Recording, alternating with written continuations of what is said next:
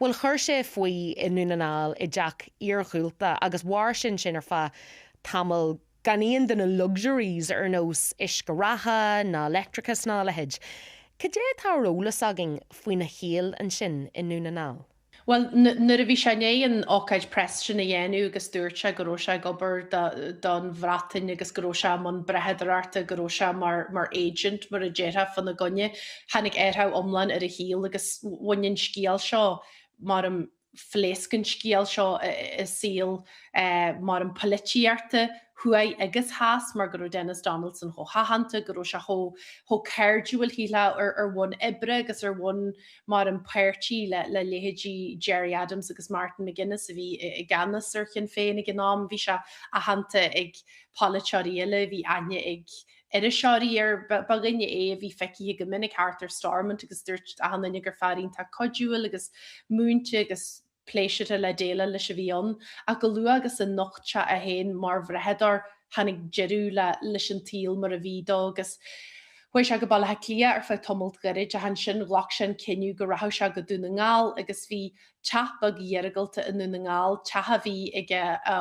wach céile agus rinn sin ciniu Denis Donaldson go rath se gin te seo a gantar had a bheith dheargalta dar bainm chlóthir cá tá se an leihín in éiltart gona ngáil a muidir cantir cheantar dheargalta tíú muid a bhálan in Glanta tá se hartfa 10 km a bhálan in Glanta a tá tú mu ar an dheargaltart agus a muhir in níantas agus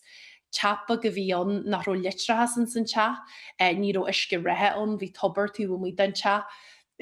agus bhí go leor scíalta beidir blianta bhádra bheit sin gur cíál safehouse a bhí sa te seo ag gamanní éagsúla do phoblachtáí a tan te omlan am hir an dheargaltart bhí me seán coplúir a clúda scéaltí nuirta faoi Denis Donaldson agus tan chas ged a dó tá se had a bheith kilometr ar hiúil tá tú in stíl leir cailí tá tú cíál ar hiú cric I muhir an níantas agus hóna se an seo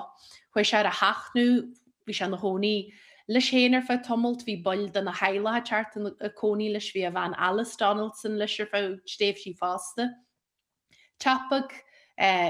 íl nite a bhíon agus bhí cinál tilí lamps agus conle a lasú agus níró mar an telefís ná gréith rodí síleon agus bhí se na hóíonn sin go dtí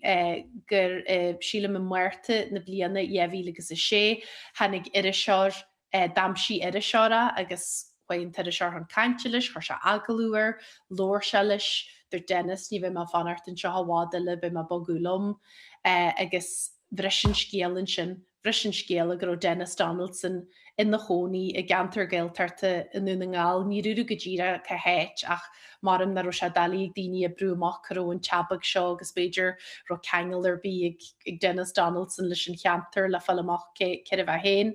Bhí se galiste go ball in Glanta bhuiir sa chartan i genú rud bug sipadarta, bhí se ciún chuine se go héach is cin si go rósigh daoine gur fear nachas an cheantara a chur faoi a gluthá agus in cíál scéala bhhain scapa se más muir na héite cibí a nuair a hanig gin an nuachtan agus go dúrn si den mar an expósa gur Denis Donaldson an bhín scéal fodfád na héite agus níró se bhád in na dhé sin go dtí gur dúnhaí é. Cadé atá arrólas agin faoine chuúnharú agus an ihe sin nó an lá sin an ar hálaise? Well, mar min cheidir tesa faoin na gúnharú nachhfuil napólíní agus nachhfuil na ggéirdí cinse cin le go ddíad a th dúnhaíú a mar sílann siad gur hála se ag ammanseart idir an tríú agus an ceú leide I brenn dhéhí agus a séní higil hafh cinse go ddíra faoin am a gur tu go fáidir lethir nóhra gur rudanseart tarlaí ag an te agus choú fistar na ggéirdígus a hanig siid feras Denis Donaldson marú. Scíú a dhéirí agus níró cumar bí gur chrid se inéan na daine nó an duine hanig le na bharú níró cuma gur mar an strahailt nó trid mór bíon níró Denis Donaldson a héin armailte níró gunna nó níró mar an rudidir bí mór an aige sin le na héna chasint bhí sin an san tesin agus níróige ach an fón póca agus a héin in a ríide agus a char raid gin tapach ige fuitas scéilte agus bhín dúnharú héin brúdúil dúú na gátaí a bhaindó gur léir gur scíúa cóngar a go leor agus gur gur mariú ar an tart go bonúsa fe go a harpan sin agus na a bhris sin scéale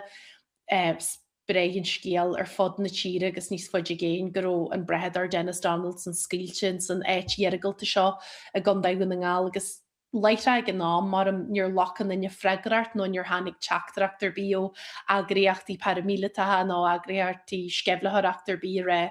leithra an nám sin is Virginiaáí Denis Donaldsonna Tá cefne wahi go mar an